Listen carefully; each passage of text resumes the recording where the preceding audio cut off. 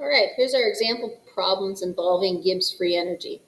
So our first question involves calcium carbonate. Same stuff limestone's made out of, same stuff that oyster shells, egg shells are made out of. It decomposes into calcium oxide and carbon dioxide. So first thing we're going to do is we are going to calculate, according to 5A here, the standard enthalpies of formation of calcium carbonate, or the standard enthalpy for this reaction if we know the standard enthalpies of formation are these values respectively. So I'm going to remember here my formula for figuring out enthalpy of reaction. So the enthalpy of reaction here is going to be the sum of the enthalpy of the products minus the sum of the enthalpy of the reactants. So I'm going to have, looking at my values here, negative 635 plus a negative 394. And I'm going to subtract from that a negative 1207.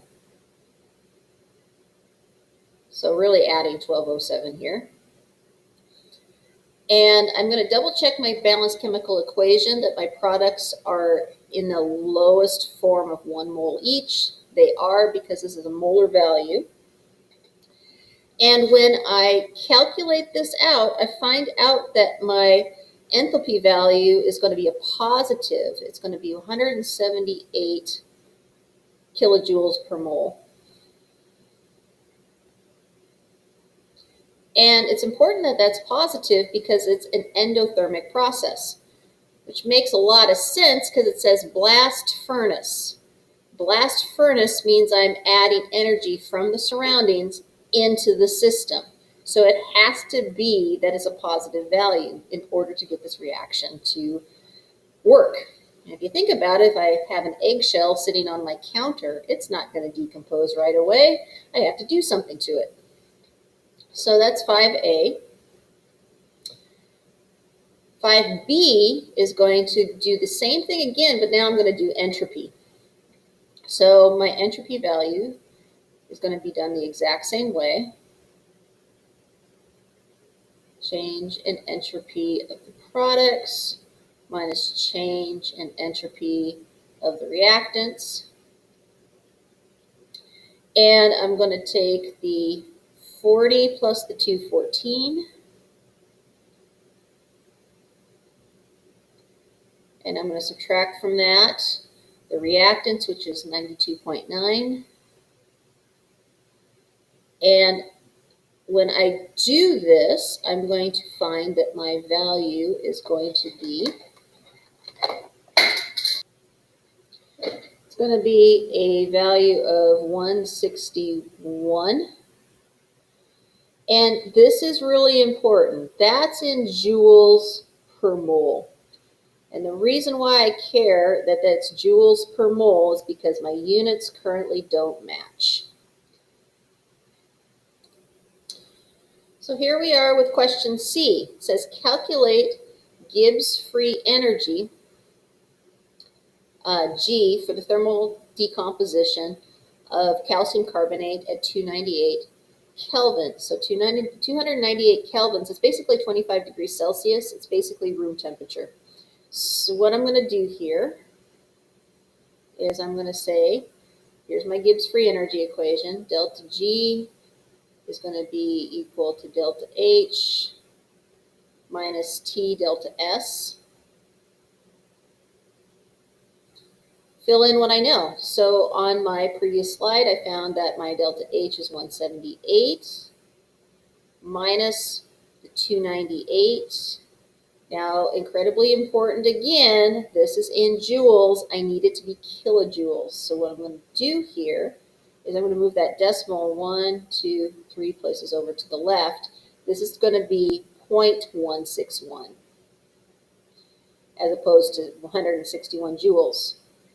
And when I solve this out, I find this to be 130 kilojoules per mole of free energy.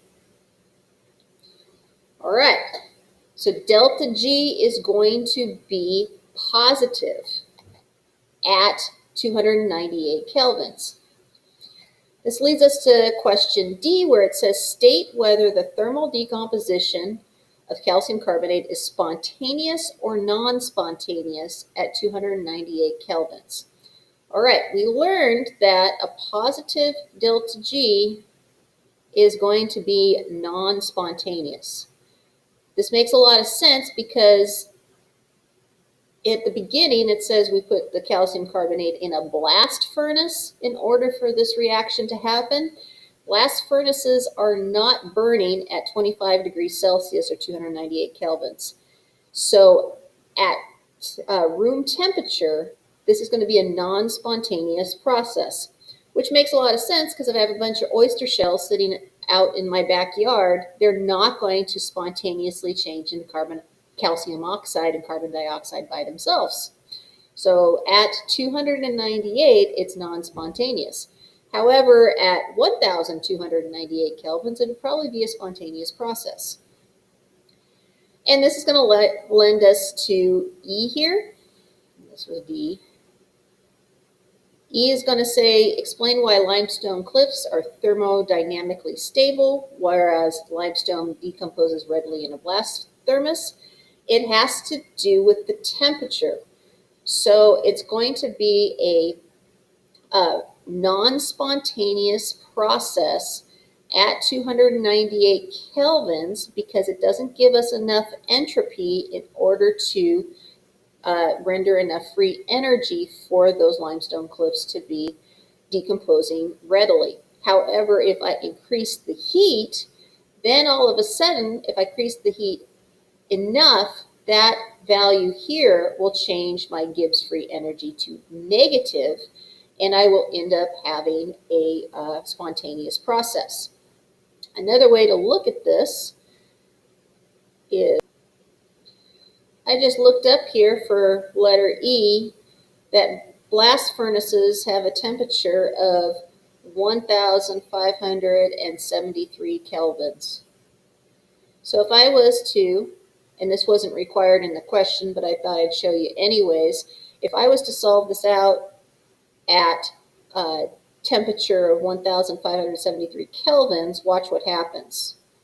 This is going to be 178 minus the 1,573 times the 0.161.